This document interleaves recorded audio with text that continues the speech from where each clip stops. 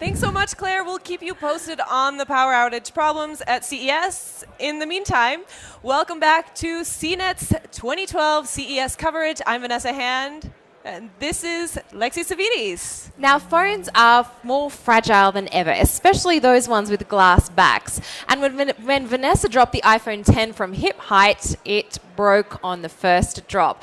So to help us fix that phone and talk about repairs, we have Matt Zieminski from Puls and Michael Smug from Square Trade. Welcome to the stage. Great to have you here. Thank you for having us. Okay. So we're going to start with Matt. Matt, how is our iPhone 10 looking, and is there hope for it? If you will recall, we did drop it just from hip height, as Lexi said, and both the back and the front shattered, but he will be repairing the front. How's it looking? Yeah, it's well, you did a good job cracking it. It's very broken. So the front is obviously cracked here. We can see on the bottom, and even on the back too, we have a cracked glass. All right, well, start the repair off, and we'll kind of keep checking back in with you throughout the course of this. But in the meantime, let's talk about phone repairs specifically. Now, Square Trade, what sort of requests for phone? What's the most popular phone that people are breaking that you guys are getting requests for fixing? Certainly iPhones, right? Newer generation of iPhones, I'd say 7 to current are the bulk of the volume.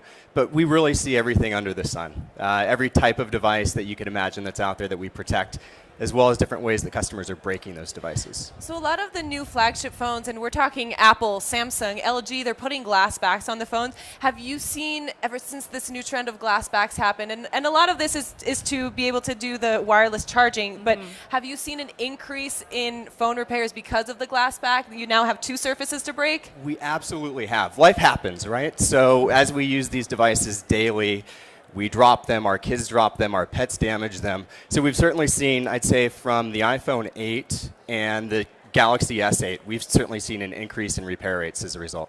And what about that curved screen on the S8? You mentioned the S8 and the Note 8 in particular. A lot of the Galaxy phones in the past have had curved screen. Does that affect? Have you seen more of that?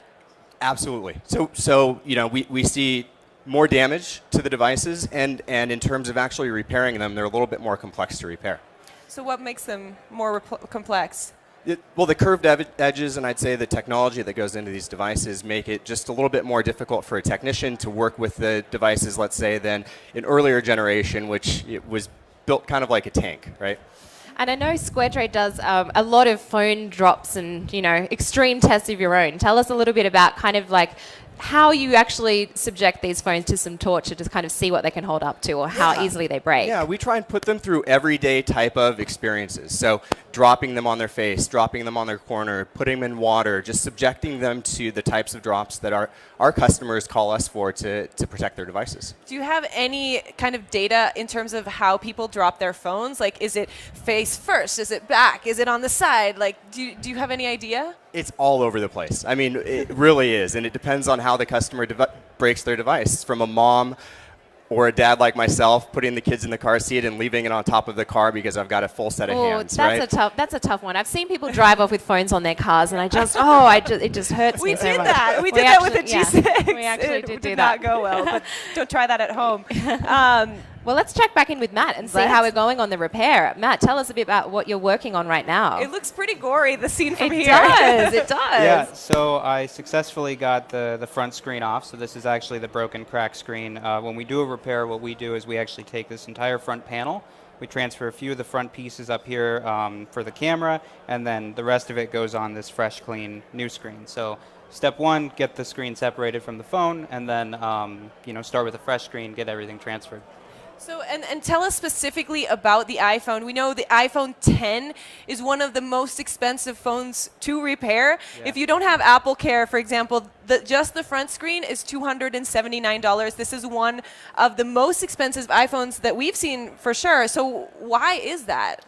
Well, as new phones come out, the cost of making the materials is very high, and that trends down over time. As an example, for Puls, we've seen that the iPhone 7 repair, where it was above $200 a year ago, it's now hovering around $115, $117 on a repair. So I think it's just expensive because it's such a new device. Also, it's a pretty intricate device. It's very well designed, and so we're seeing that it requires a little bit more of a technical aptitude to get into the phone and fully take it apart and replace the components.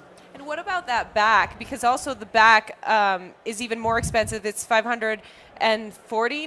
Yeah, it's expensive. Just have a look at some of that damage. If we can pull in there, like, that's pretty extreme. Is that kind of standard to iPhone 10s that you're seeing? And why is this more expensive? Yeah, so I'll answer the second question, why is it more expensive first, is that this glass is actually soldered to the camera here.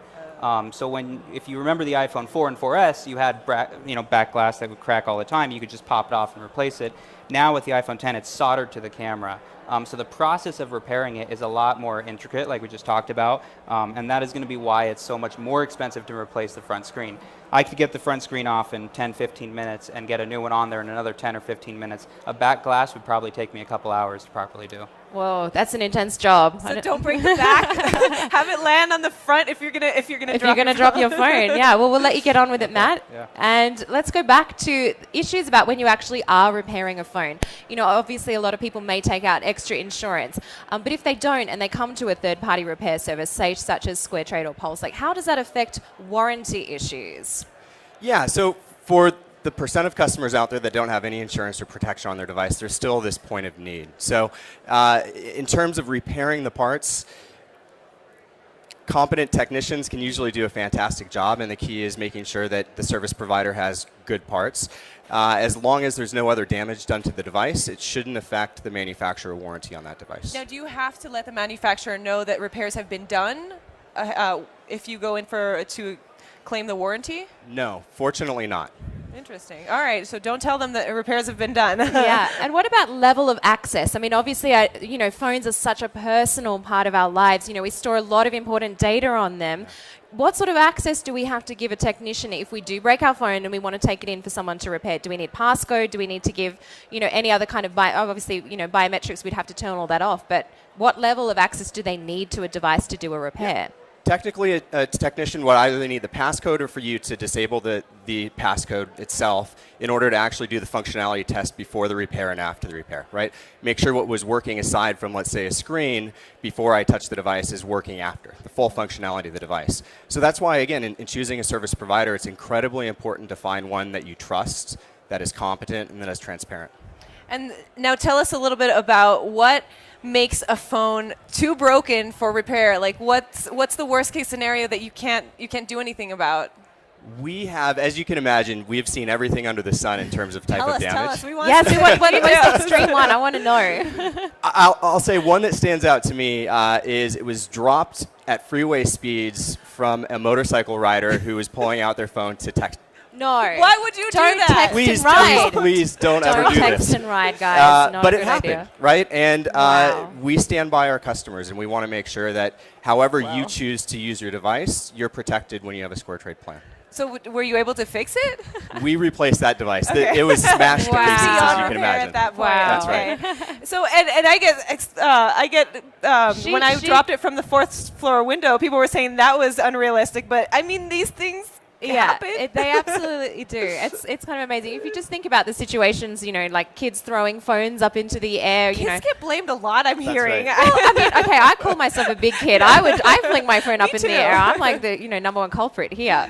But I want to talk about like batteries, for example. Obviously, Apple's been in the news specifically very recently with battery issues in terms of replacing batteries. Is that something that your service also handles as well? Absolutely. Absolutely. So battery functionality and life of the battery is key to using the device. If it doesn't power on or if you don't have the life expectancy in terms of daily use of the device that you need, it's pretty important to have. So the ability to repair batteries and replace batteries on these devices is certainly something that we cover. And in terms of trends, are people being less careless with their phone or more careless with their phone? I don't know if you can talk to have you seen any kind of trend? Yeah, I don't think the level of carelessness has changed. I mean, look, I'm guilty. I'm one of the clumsiest people that you'll ever meet. You're in good company. Right, Don't worry. right. I think what is changing is, again, the breakability of these devices. Mm-hmm. So, how they break, how badly they break, whether it's a spider crack that you can maybe live with if you don't have protection for 6 months or a year until you jump into a new device, that's certainly changing. And I'd say the price point of the devices themselves, they're becoming more and more expensive, as we know. And the carrier models are changing, right? So to an average consumer, it's not a $199 device anymore that was a subsidized device. It's the full purchase price. The flip phones, what, I mean, they Yeah, would never look, break. The flip phones, Motorola Razr, it was my personal favorite. I love that phone Me so too. much. You could probably throw that off, during a plane takeoff, and it would probably be totally fine. It No would screen damage. I know, for sure. exactly. So in terms of like extra level of protection, say you don't want to take out, a carrier protection or something, something like that. What else could you do? I mean, I know Square Trade does offer some extra insurance there too. Yep. So there's always Square Trade. Apple has Apple Care Plus as well. So there are plenty of protection options out there. I'd say more and more often you're seeing third-party repair shops and other retailers starting to get in the space as well. I think as a consumer, again, knowing where you can take your device, whether you're choosing for the upfront protection, which is ultimately a great value for most of us, but if it's not for you, being able to take it to a place that you can trust, that can do the repair, and that can get you up and running in as painless a way as possible, I think is really important. I feel like I almost jinx myself the times where I do take the insurance out. I never break it. When I don't, I do. It's like it always works out that way for some reason. Exactly. But let's check go back to in. Matt and just so you guys know, when it broke, I put a screen protector on the broken screen, so it wouldn't continue to break. So I wonder, do you think the screen would have kept on falling apart? Was it a good move to put that screen protector on after the fact? Yeah, if there's any time that there's pieces falling out of your glass screen, it's probably best to try to avoid getting those glass shards in your fingers. So a screen protector is a good safeguard while you go in to get a repair to make sure that you're not cutting yourself or dropping glass all over the house. Okay, well, yeah, then that's an easy fix. You can put a screen protector on in the meantime. Just hope it lasts until you either get it fixed or get a new phone. So how's it going now? Run us through kind of what you're doing. It's going good. So I got, this is the entirely broken screen that I took everything off from the original piece, and now I'm putting it all back on this new part here, and then I'm basically putting a shielding bracket back in, and then that's the final step. So then I just have to close it up and power it on, and then we have a brand new phone, almost. What are those components? I mean, I've never seen an iPhone 10 inside, so run us through some of what we're seeing. Yeah, it's pretty standard relative to the other iPhones. So this is obviously the battery here in kind of like an L shape, which is an interesting change from previous devices where it was typically just on the left side in a vertical position. Over here we've got connectors. We have, the camera connectors under the screen here. We have the two front camera pieces for the infrared sensor for Face ID recognition. Taptic engine down here, your charging port, speaker module.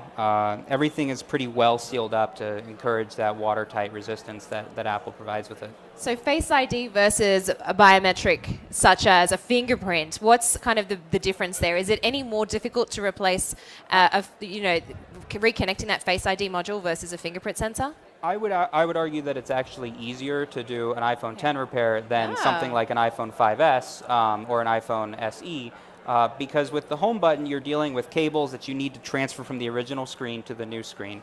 In this scenario, I didn't have to touch the Face ID, which is what is the secure enclave for your credit card and all that. I didn't have to touch that, and so there's really very little risk that I'm going to damage it in the process of a repair now, as opposed to the older devices, even from last year with the iPhone, or even this year, the iPhone 8 and the 8 Plus have the home button still. Well, it's interesting because, the repairs are more expensive.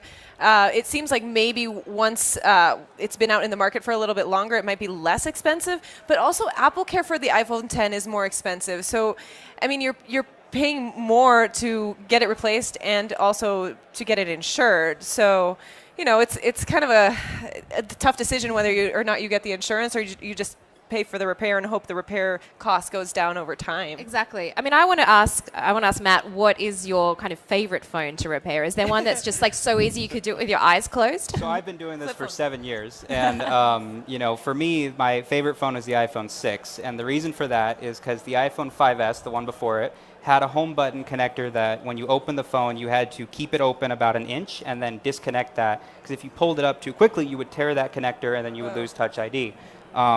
Now with the 6, it was all built into the screen. It was the most wonderful thing to be able to open the phone up and instantly be able to get in there and fix things that you wanted to do without damaging that connector. It still happens, and we're still trying to figure out what we do when that happens, but very, very rare now compared to what we did before, where you had that really trap basically when you opened a phone up. Excellent. It's well, like surgery. It is. Well, it looks like you're pretty much done, and we have a phone. We're peeling the plastic off. Well done. Very nicely done. Our broken We iPhone have. 10. At least the screen is fixed, Matt and Michael. Thank you so much for joining us to repair that phone. And now that it's fixed, we're going to go and drop some more. So join us at 1 p.m. for best case scenario, where we'll be testing cases, lots and lots of cases. We're going to give you a lot of business, guys. So stick around so you can help us fix the next ones. But first, we're going to go live via Skype to Brian Tong in the Central Hall for an update on